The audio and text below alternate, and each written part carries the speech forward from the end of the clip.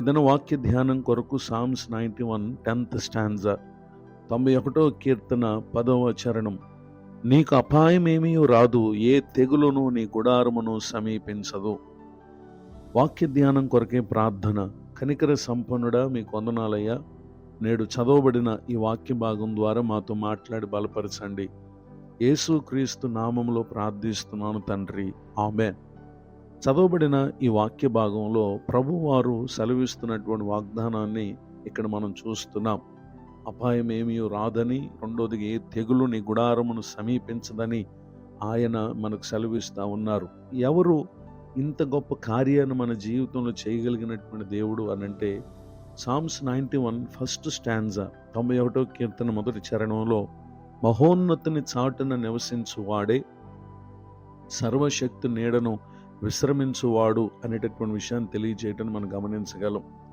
ఈ దీవెనకు మనం పాత్రులం కావాలంటే మహోన్నతుని చాటునే మనం నివసించాలి. మన ప్రభువైన యేసుక్రీస్తు వారు ఆయన మహోన్నతుడైన దేవుడు. ఆయన కంటే మరింత ఉన్నతమైన స్థలమందు ఉన్నవారు ఎవ్వరు కూడా లేరు.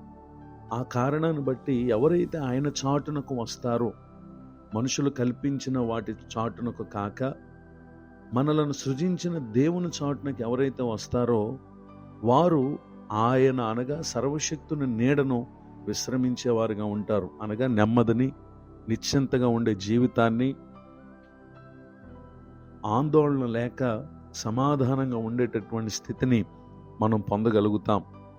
అట్టివారు తమకు ఏ అపాయము రాకుండా, ఏ తెగులు తమ గుడారమును సమీపించకుండా ప్రభువారు కాపాడుతారు. పరిశుద్ధ గ్రంథంలో రాయబడినటువంటి ఒక సంఘటనను మనం పరిశీలన చేసినట్లయితే, book of Exodus chapter 12 words 28, నిర్గమాకాండము 12వ అధ్యాయం 28వ వచనం.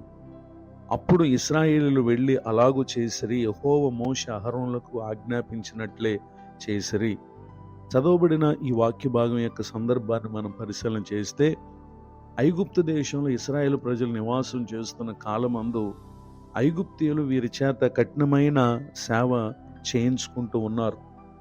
వారు కలుగు చేస్తున్నటువంటి బాధలను బట్టి వారు నిట్టూర్పులు విడుచుచు మొరపెట్టుచు ఉండగా, వారి స్థితిని చూచినటువంటి దేవుడు వారి పితరులను జ్ఞాపకం చేసుకుని మోషేను వారి యొద్దకు పంపించటను మనం గమనించగలం.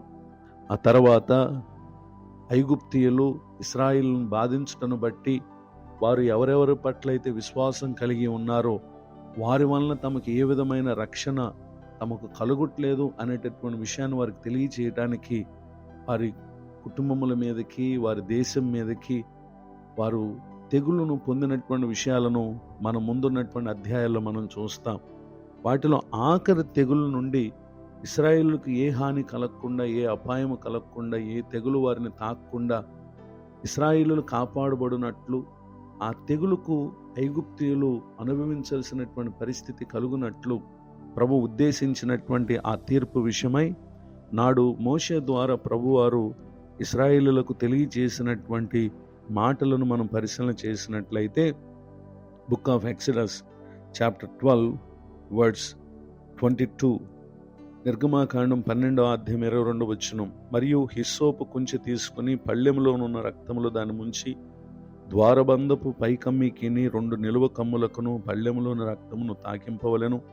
తర్వాత మీలో నెవ్వరును ఉదయం వరకు తన ఇంటి ద్వారము నుండి బయలు వెళ్ళకూడదు అనేటటువంటి విషయాన్ని ఇక్కడ ప్రభువారు తెలియపరచడం మనం గమనించగలం.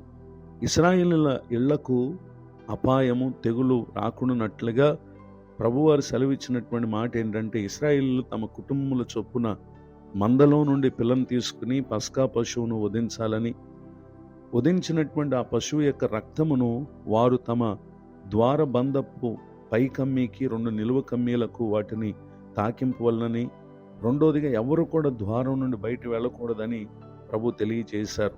వర్స్ 23 23వ వచనం. యెహోవా ఐగుప్తీయులను హతము చేయుటకు దేశ సంచారం చేయుచు ద్వారబంధపు పైకమ్మి మీదను 2 నిలువ కమ్మిల మీదను ఉన్న రక్తమును చూచి యెహోవా ఆ తలుపులను దాటిపోవును అనేటటువంటి మాటను ఇక్కడ మనం చూస్తున్నాం. నిజమే, వారు దేవుని మాట చొప్పున చేసిన కార్యమును బట్టి ఆ రాత్రికాల వేళ ఇశ్రాయేలీలో తప్పింపబడ్డారు. ఐగుప్తీయులు హతము చేయబడినటువంటి, అనగా వారి తొలి సంతానము హతము చేయబడినటువంటి విషయాన్ని అక్కడ మనం చూస్తూ ఉన్నాం. ఐగుప్తీయులు మహోన్నతుని చాటున లేరు, సర్వశక్తుని నీడను లేరు. ఎవరైతే మహోన్నతుడైనటువంటి దేవుని బిడ్డలు ఉన్నారో వారిని పలు విధములుగా వారు బాధిస్తూ ఉన్నారు. అట్టి పరిస్థితుల దృష్ట్యా ఐగుప్తుల్లో ఉన్నటువంటి తమ మొదట పుట్టినటువంటి బిడ్డల పట్ల వారికి ఉన్నటువంటి దైవిక విశ్వాసం వారిని కాపాడలేకపోయింది. దేవుని మాట చొప్పున చేసినటువంటి ఇశ్రాయేలీలు వారు కాపాడబడ్డారు. ఈ మాటలు వింటున్న నా ప్రియ సహోదరి సహోదరులు, మహోన్నతుని చాటున నివసించుట అనేది మన జీవితంలో ప్రధానమైనటువంటి కారణంగా, ముఖ్యమైనటువంటి విషయంగా మనం కలిగి ఉంటే ఖచ్చితంగా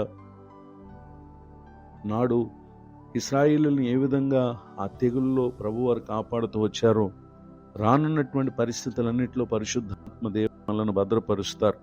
ఇటు దీవెనకు నా ప్రియులకు మీరు పాత్రులు కావాలని హృదయపూర్వకంగా కోరుతూ మీ కొరకు ప్రార్థిస్తూ ఈ మాటలు ముగిస్తున్నాను. ప్రార్థన. కృపగల మా తండ్రి, మీ కొందనాలు. నేడు విన్న ఈ మాటలు చొప్పున మేము మా హృదయపూర్వకంగా మీ చాటును నివసించే జీవితం మాకు దయచేయండి. పరిచయలో ఉన్న దైవ సేవకులను, వారి కుటుంబాన్ని దీవించండి. నూతన సంవత్సర దయాకిరీటం పొందిన వారిని ఆశీర్వదించండి. యేసు క్రీస్తు నామములో ప్రార్థిస్తున్నాను తండ్రి, ఆమేన్. తండ్రి, కుమార, పరిశుద్ధాత్మ దేవుడు తోడే నడిపించును గాక.